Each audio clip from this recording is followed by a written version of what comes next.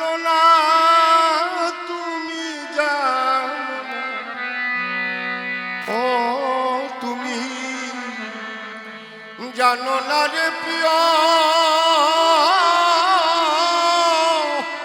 ও তুমি মোর জীবনের সাধনা বন্ধু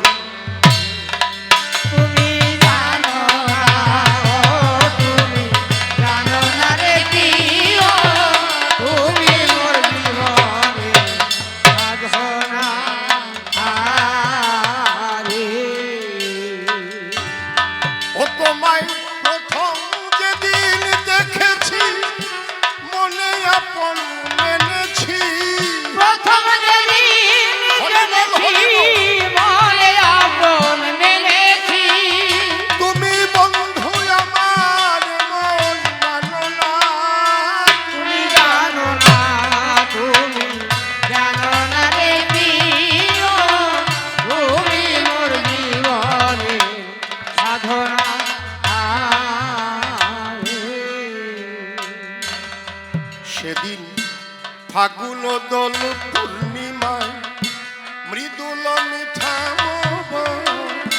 ফুল বনে ফুল কেবল কোনা আরেকটু ভলিউমটা দিন আমাকে মনিটর।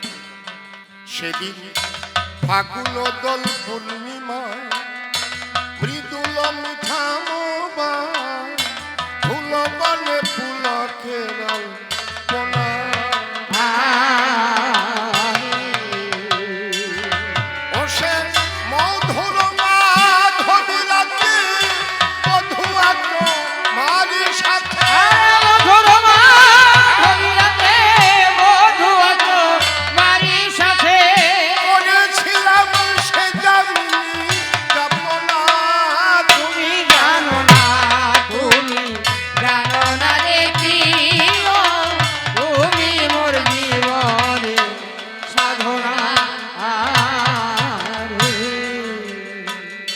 একাধারে বেশি সময় নেওয়া যায়, কিন্তু প্রশ্নকর্তা তো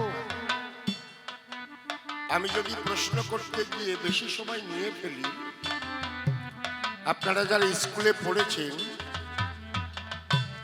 প্রশ্নপত্র পাবেন ছোট, কিন্তু ওইগুলো লিখতে গেলে বড় বড় লুজ লাগে, বড় বড় কাগজ লাগে। আমি যদি ঘন্টা দেড়েক কসলা কসলি করি তাহলে ওনার তো সারা রাত কসলাতি হবে বলে না। উনি বলেছে কাম থাকবে কামনা শূন্য সে প্রেম কৃষ্ণ সেবার জন্য। এখানে দাঁড়িয়ে আমি বলছি কাম আছে, কাম না থাকলে হবে না।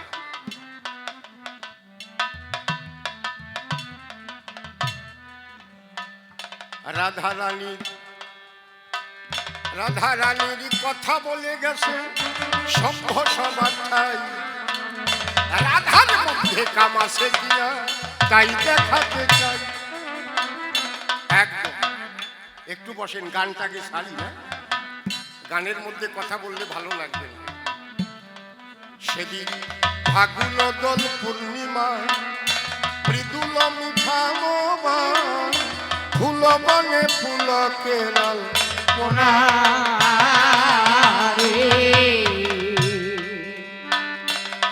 ও সে মধুর মাধবী রাতে মধুয়া মারি সাথে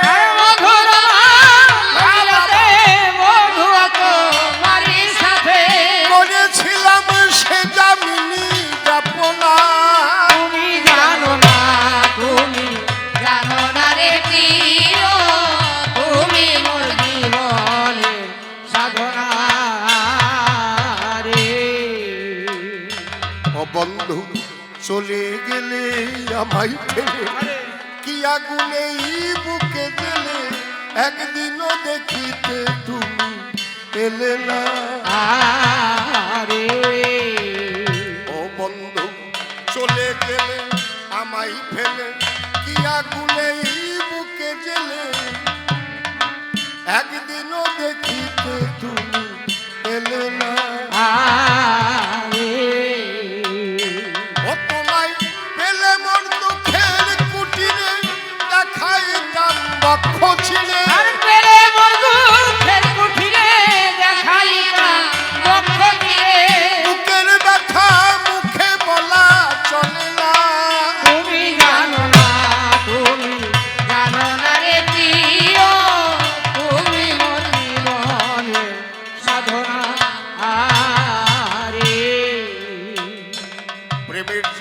জ্বালা। যারা যারা প্রেম করেছে তারা জানে।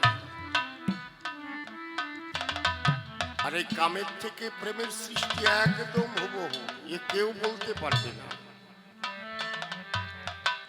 যেখানে রাস হয়েছিল না বাবা, আর রাসের চাকা ঘোরে, আপনারা জানেন রাসের চাকা, ভগবান শ্রীকৃষ্ণ রাসলীলা করেছিল, সেখানে একটা রাসের চাকা ছিল। সেই চক্রটা কার মাথার উপরে ছিল জানেন? জানেন না? আরে বাবা মদন। মদন যেখানে কাম সেখানে। তাহলে মদনের মাথার উপরে রাখে রাসের চাকা ঘোরে, আমি বলি তোমার ধারে সেটা নিষ্কাম হলো কি করে? আমার একটু জবাব দিয়ে বুঝাইয়ে দিয়ে দেখেন। সেখানে আর একটা জিনিস আমি বুঝতে পারলাম না গোসাই। আচ্ছা, সেখানে মদন স্থান পেল, আমরা কি বলি টলে জীব অটলে শিব।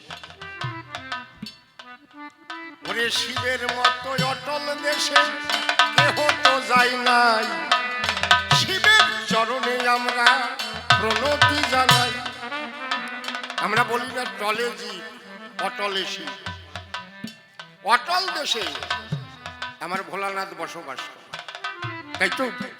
তাহলে অটল দেশে যদি ভোলানাথ বসবাস করে, আর একটা জিজ্ঞেস করি তোমার ধারে, সেই ভোলানাথ শাড়ি পরিয়ে নারী সেজে আর রাসমঞ্চে গিয়েছিল। আমি একটা কথা ভুল বললে আপনারা হাত তুলবেন।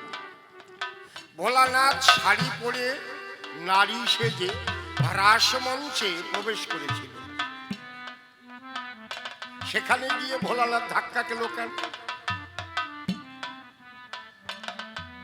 ওরে অটল দেশে থাকে যারা তারা প্রেমিক হয়, সাধুই কিন্তু এই জগতে লেকচার দিয়ে যায়। সাধু সেখানে লেকচার দিয়েছে। তাহলে শিব একদম অটল দেশে, টলে না, অত সোজা না। এই যে আরম্ভ হয়ে গেছে, এতক্ষণ তো শুনিয়েছে না, মাথা শুনেছে না। আরে আরে উলুধ্বনি ধ্বনি দিয়ে এবার উলুধ্বনি দেবা নেই, উলুধ্বনি আর দেওয়া আসবে না, ছুটিয়ে যাবেন এ প্রেম প্রেম সব। আমি চাষা মানুষ তো, আমার মুখের কথা বেশি ভালো না। উনি জবাব দিয়েছে কেমন, আমারে আবার কি কয়, আমি রাজিয়ে গেছি রে মশাই। আমারে কয় তুমি ওই মরা মানসিক দাঁত দিয়ে খাইয়ে না, একটা গল্প দিয়ে গেছে না। আপনারা তো হাসেন, আমার কাশও আসে না ছাতা। মরা মানসিক দাঁত দিয়ে আমার খাওয়াইছে। আর উনি কেমন জবাব দিয়ে গেছে, এক ভদ্রলোকের 18টা ছেলে হয়েছে ভাই, গানের মধ্যে আরেকটা কোরামিন ইনজেকশন দিয়ে যাই। উনি ভাবছে এই গাঙ্গে কুমির নাই, জাপুর জুপুর নাই যায় আছে। উনি যদি একটা দেয় আমি 4 দিয়ে দেবো গল্প। ও সেনে না, আমরা মাঠে ঘাটে কাজ করিয়ে বেড়াই একসাথে জোগালিয়ে লাঙ্গল ভাই, কতজনে কত গল্প কয়। কি নারকেল তেলেরটা তো এখনো কই না।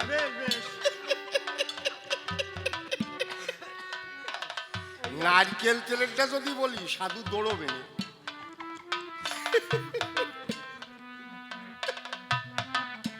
18টা ছেলে হয়েছে, তা ছেলেগুলোর নাম কি দিয়ে রাখছে জানেন?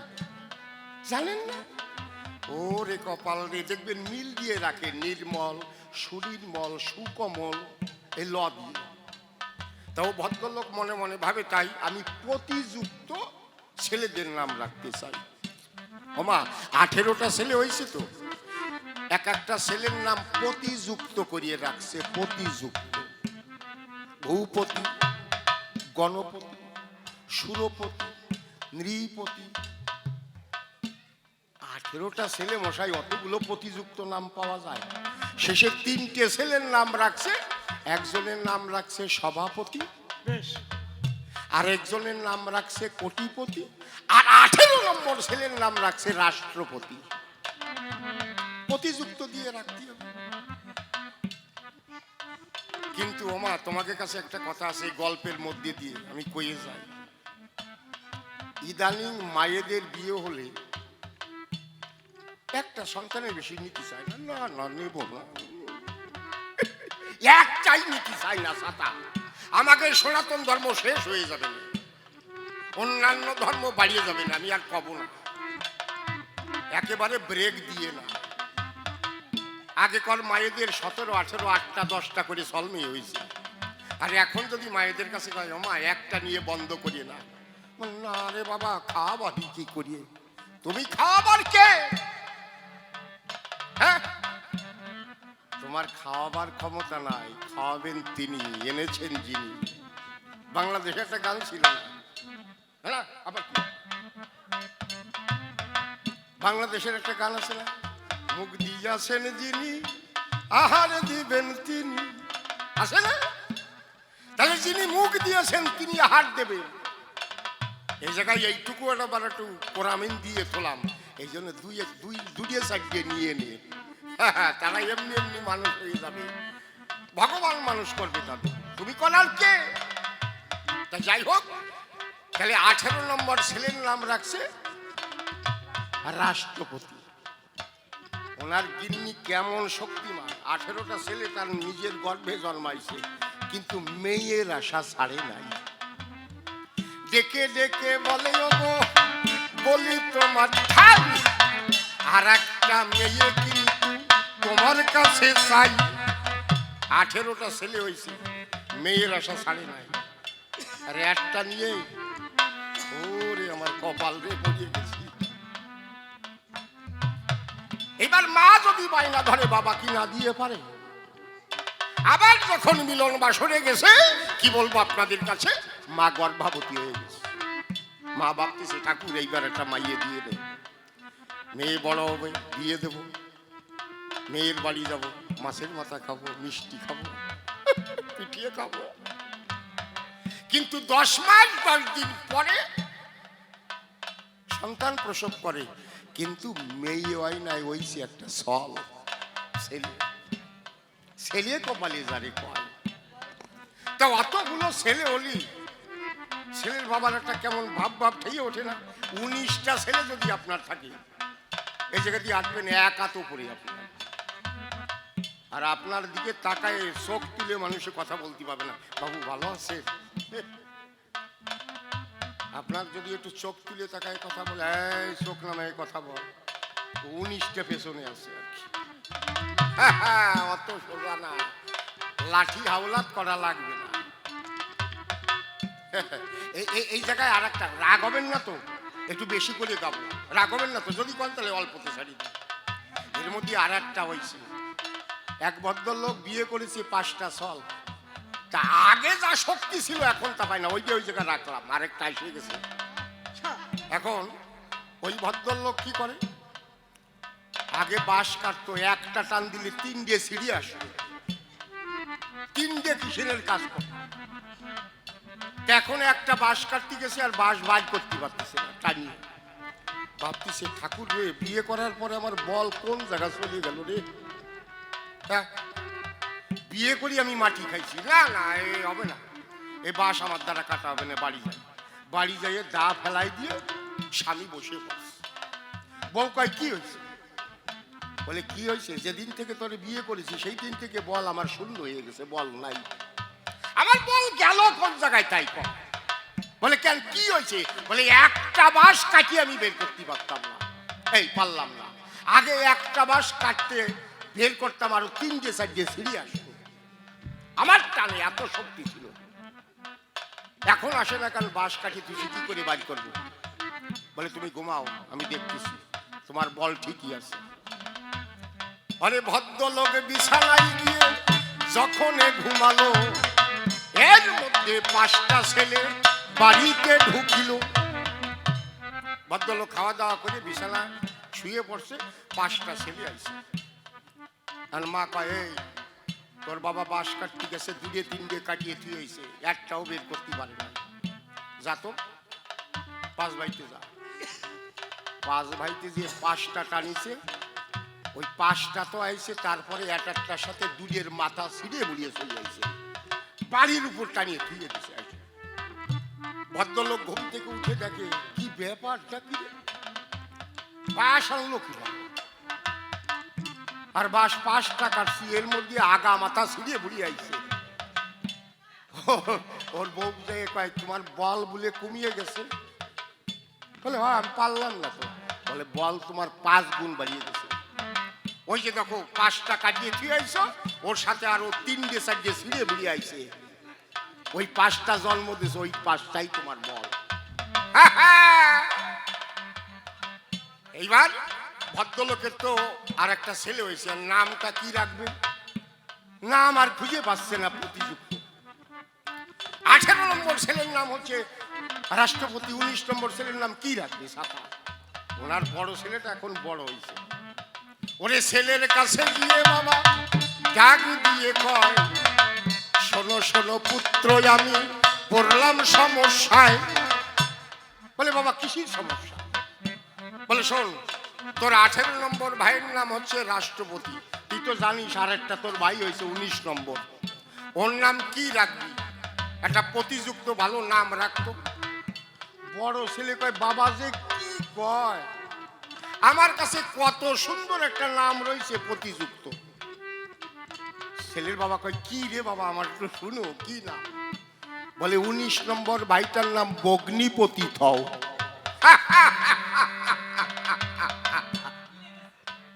মিলিয়ে গেছে। ওই ভগ্নিপতির মতো আমার কাছে কালীচরণ চাষার কাছে জবাব দিয়ে না। যেমন কাষ্ঠ যোগে দাবানো জ্বালিয়ে পোড়াই বন্দাঙ্গ, মন পোড়ানো আগুন বন্ধু তাহানা।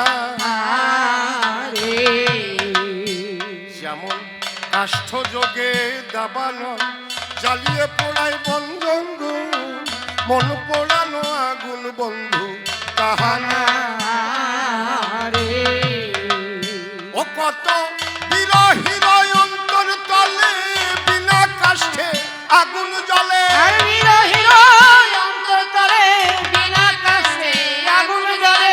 চলে গেলে চলে কি যাতনা।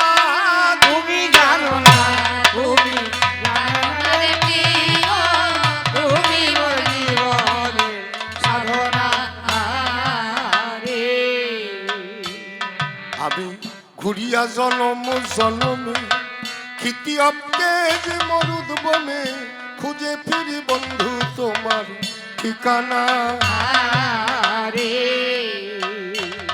আমি ঘুরিয়া জনম জনমে খিতি অবকেজ মরুদ বনে, খুঁজে ফিরি বন্ধু তোমার ঠিকানা। ও পাগল বিজয় বলে চিত্ত চোর আসবে কি জীবনে মা।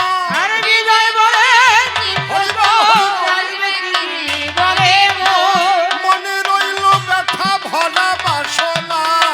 তুমি জানো না, তুমি জানো না রে প্রিয়, তুমি মোর জীবনের সাধনা রে। প্রথমবারে প্রশ্ন তাকে আমি করিয়েছিলাম দান, অনেক সভায় এসে ধরে দিল তার সঠিক সমাধান। ডেকে বলে কাম থাকবে কামনা শূন্য, সেই ভক্ত এই জগতে হবে ধন্য ধন্য। আমি দেখালাম কাম ছাড়া প্রেম পাবা না ভাই, প্রেম চাইতে গেলে আগে কামের প্রয়োজন তাই। বলে রাধারানীর মধ্যে নিষ্কামানি করি দর্শন,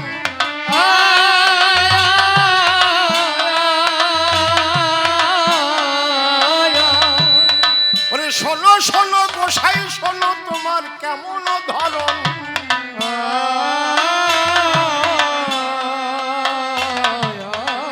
এখানে যারা আছেন রাগ করবেন না, এটা হচ্ছে কবি গানের সমাধান পাবে। শ্রীমতী রাধারানী কাম শুনল। আচ্ছা গোসাই, তুমি আমার জবাব দেবা, যদি কাম শূন্য হয়, রাধারানী এই গানটা গাইল কেন? কাল বলি কালা গেল মধুপুরী, সেকালের কয়দিন বাকি, আমার যৌবন জোয়ারে লেগেছে ভাটা, তাহারে কেমনে রাখি। এইখান থেকে শুনবে, কাল বলি কালা গেল মধুপুরী, সেকালের কয়দিন বাকি, আমার যৌবন জোয়ারে লেগেছে ভাটা, তাহারে কেমনে রাখি। তাহলে যৌবন কালে রাধারানী কেন প্রাণ গোবিন্দ চায়, এইখান থেকে কি প্রমাণ তাতে পাওয়া যায়? নিশ্চয় কাম ছিল, শোনেন নারী নরে,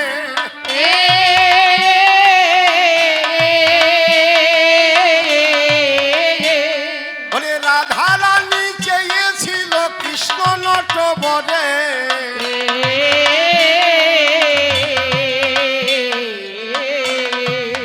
বুঝতে পেরেছেন? এগুলো সব জবাব নিয়ে নেবেন। যৌবনে কেন রাধারানী বলল, আমার যৌবন চলিয়ে যাচ্ছে, আমার বন্ধু কোথায় রে? কি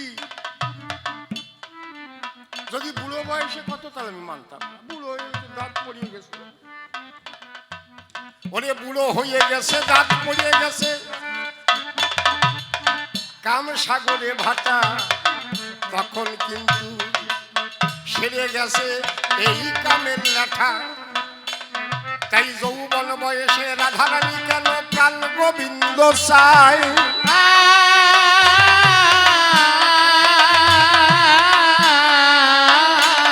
ওরে এই নিবেদন রেখে গেলাম গোসাই তোমার পায়।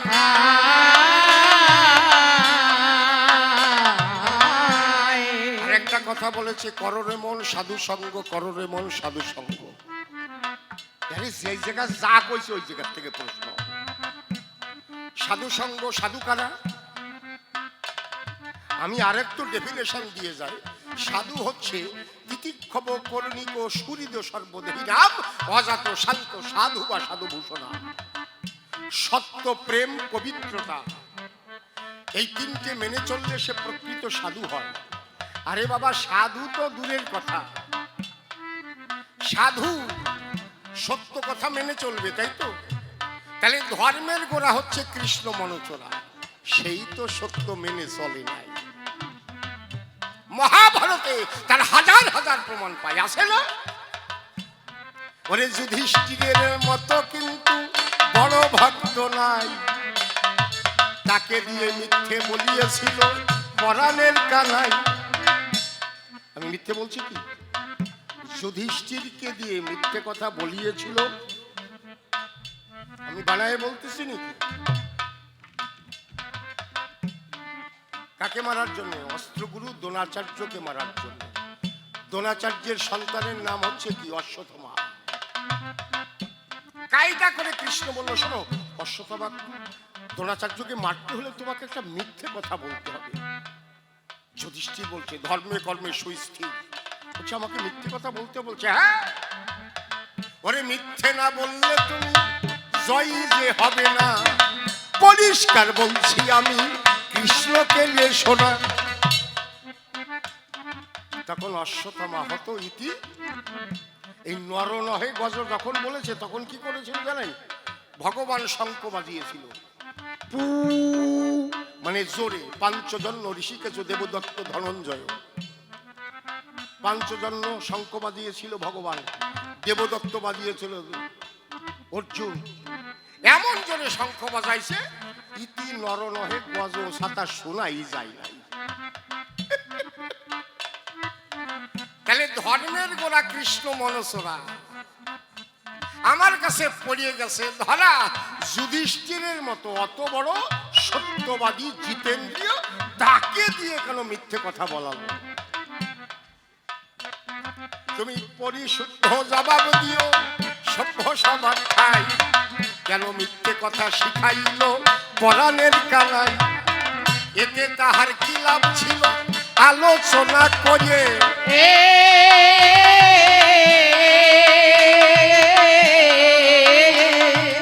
পরিশুদ্ধ জবাব দিয়ে বোঝাইবে মনে,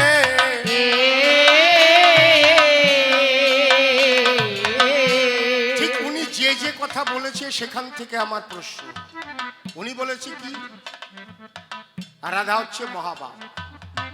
আর একটা কথা বলেছে না, শত কোটি গোপিনীতে হয় না কৃষ্ণের কামনীর বাপন। আমার মনে আছে, লিখে রাখছি, শত কোটি গোপিনীতে হয় না কৃষ্ণের কামনীর বাপন, আর রাধাঙ্গ পরশমাত্র কৃষ্ণ মদন মোহন। এর মানে কি? আর রাধা যদি কৃষ্ণকে স্পর্শ করলো, কৃষ্ণ মদন মোহন হয়ে গেল, অর্থাৎ কাম থাকলো না তার। খুব সুন্দর কথা, ভালো কথা। যেমন পরশ পাথরে যদি আমরা লোহা ছোঁয়াই, লোহা কিন্তু সঙ্গে সঙ্গে সোনা হবে ভাই। আমা পরশ পাথরের সঙ্গে যদি লোহা ছোঁয়াই, তাহলে লোহাটা সোনা হয়ে যাবে না? তাই তো আমরা পাই। তাহলে পরশ পাথরের স্পর্শে লোহা সোনা হয়ে যায়, আর চেষ্টা করলে কি আর লোহা হবে? সোনা হবে না। ভালো কথা, একটু মনে রাখবে। তাহলে রাধাঙ্গ পরশমাত্র কৃষ্ণ মদন মোহন, কাম থাকলো না কৃষ্ণের গায়ে। সেই কৃষ্ণ যখন বাবা দ্বারকাতে এলো, 1 লক্ষের অধিক সন্তান কেন সৃষ্টি করলো? বাবা এমনি এমনি যদি পরশ পাথরে ছোঁয়ায় লোহা সোনা হয়ে যায়, আর তো লোহা হবে না। আর রাধার স্পর্শে কৃষ্ণ মদন মোহন হয়ে গেছে, আর কাম নাই তার গায়ে। তাহলে সেই কৃষ্ণের দ্বারায় 56 কোটি যদু বংশ সৃষ্টি হলো। কৃষ্ণের 1,61,008টা ছেলে কি করে জন্ম নিল আমার কাছে খুলে বলো। রাধা তো তার স্পর্শই করে দিল।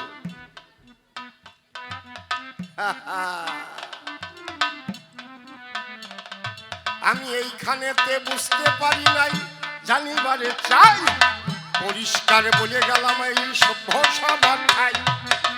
আর ধর্ম নাকি নাকি আপনারা কি করেন? প্রশ্ন তো খারাপ করলাম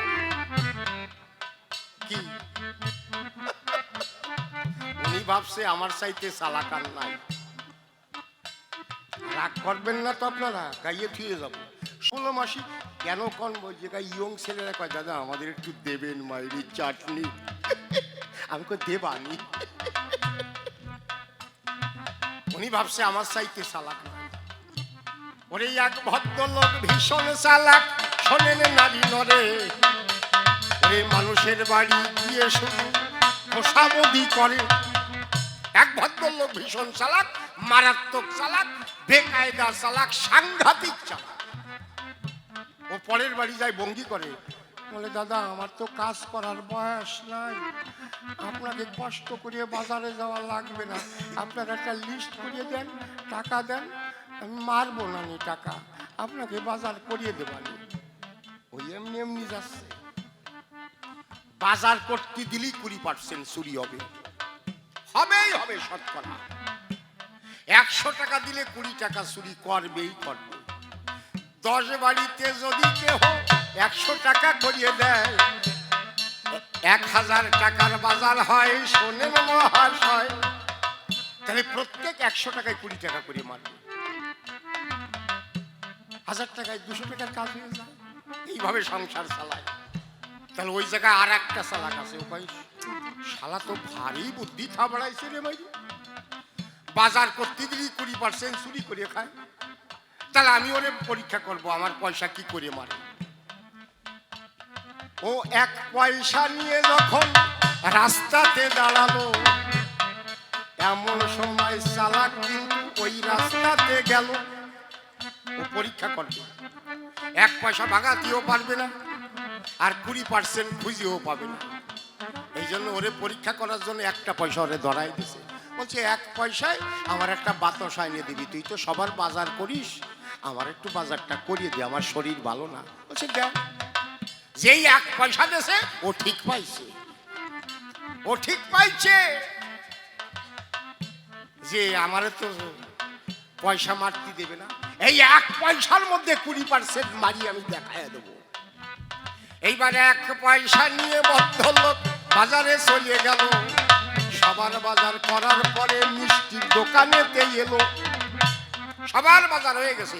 মিষ্টির দোকানে এসে কয়, দাদা 1 পয়সা নিয়ে একটা বাতাসা দেন। মিষ্টির দোকানদার কি করলো, পুজো করবে, 1 পয়সা নিয়েছে, একটা বাতাসা দিয়ে দিয়েছে ঠোকার মধ্যে ভরিয়ে। সবার বাজার ওর দেওয়া হয়ে গেছে, বাজার থেকে চলে আইছে। আর যে 1 পয়সার বাতাসা আনতে গেছে তার বাজার একটু পরে পরে দিতে গেছে সবার লাস্টে। ওই যে 1 পয়সা দিছে তার হাতে দিয়ে কয়, দাদা এই নিন আপনার 1 পয়সার বাতাসা। ওই ভদ্রলোক ঠোঙা খুলে দেখে বাতাসাই একটাই আছে। ডাক দিয়া বলিতেছে ওই চালাকের কাছে, এই তুই প্রত্যেকের কাছে শতকরা 20% চুরি করিয়ে খাস, আমি তোরে 1 পয়সা দিলাম বাজার করতি, 1 পয়সায় একটাই বাতাসা পাওয়া যায়, আমার তো 20% মারতে পারলি না। ও চালাক কয়, তুমি ভাবলে কি করি, তুমি ভাবলে কি করে, তোমার তার নাম মারিয়ে সারিয়ে দিছি। বলে কি করে মারলি রে? বলে বাতাসা কোথায় তৈরি হয়? বলে শীতল পাটির উপরে চিনি গালাই করে ঢালে, তারপরে শীতল পাটি বস্তার উপরে ছোট ছোট করে কাটে, শুকোয় গেলি বাতাসা হয়। বলে শীতল পাটি বস্তার উপরে ঢাকলি বাতাসার তলায় শীতল পাটির দাগ থাকে না, বস্তার দাগ থাকে না? বলে থাকে। বলে দেখো তো তোমার বাতাসার আছে নাকি? কোষ কি? বলি দেখি। উল্টায় দেখে তাই সাতার টাক টাক কিছু নাই। বলে কি হয়েছে রে ভাই? বলে দেখো আমি তো বাজার করলি 20% মারি, আমি ভাবলাম তোমারও মারবো, তাই বাতাসার তলা সাটিয়ে 20% তুলে নিচ্ছি, সাটিয়ে। ওরে বাতাসার তলা সেটে সেটে 20% তুলে নেছে। ভদ্রলোক মনে মনে রাগ হয়ে গেছে। কারো খাওয়া বাতাসা দিয়ে পুজো করা যায়, খাওয়া যায়? আর রাগ গিয়ে ওর দিকে ছুড়িয়ে দিছে, শালা মারাত্মক চালাক। ও যেই ছুড়িয়ে দিছে ও ক্যাশ ধরিয়ে ওকে খাইয়ে নিছে। ও বলো, ওই আমি তো সবার 20% মারি, তোমার 100% মারিয়ে তুই চলে গেলাম।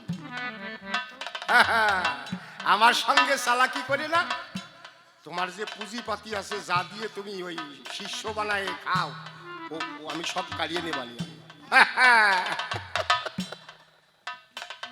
বাবা যেভাবে প্রশ্ন থাকে করিয়ে গেলাম দান, বেশি কথা বলবো নাই আমি সভ্য সভাস্থান। এরপরে সাধু বাবা সভাতে আসিবে,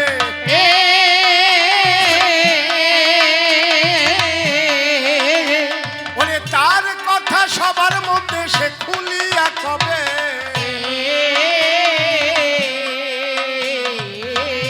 খালি হাসায় গেলাম, কান্দাতিও পারি। তা অধীর সরকার এসে খালি কাদায় ধুয়ে গেছে, তো মাটি এখনো শুকোই না, এই জন্য কাঁদালাম না। শুনলাম সব সব যদি না পারি তাহলে কি করি, কবি হলাম। অধীর সরকার আসেই নাকি খালি কান্দা।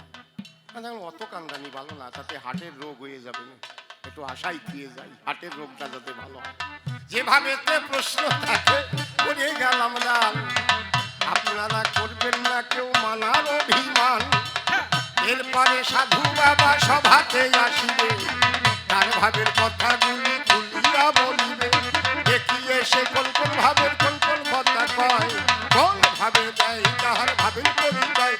যাক চলে বেশি বলে নাই প্রয়োজন, আমার মতো ভাব আমি করিস সর্বজন। এরপরে সাধু বাবা সভাতে এসে জবাব দিয়ে যাবে আমায় ভালোবেসে। ভালো ভালো কথা বলবে সভ্য সবার ঠাই, আমিও বসে বসে শনিবারে চাই। অভিযানের কিন্তু বাবা উল্টো ভাব হয়, সেই ভাব প্রকাশ করলাম মহতি সভায়। চরণ ধরে আমি করে দিলাম মানা, অভিমান কিন্তু আপনারা করবেন না, করবেন। এরপরে সুন্দর জবাব দিয়ে যাবে, অন্তরে অন্তরে দেখলাম ভেবে। আর কেন বেশি কথা বলিবারে যায়, বেশি কথা বলি আর কোনো নাই। মায়েদের চরণকে প্রতি গাই তারাই আজ সভ্য সভায় আসি দিয়েছিল। মায়ের কথা চলে বসে না, এই কথা বললাম। এই পর্যন্ত আমার পালা সাঙ্গ হয়ে গেল। যার যার মাতা পিতা দেশে প্রেমানন্দ বাহু তুলে সবাই হরি হরি বলো, হরি বল।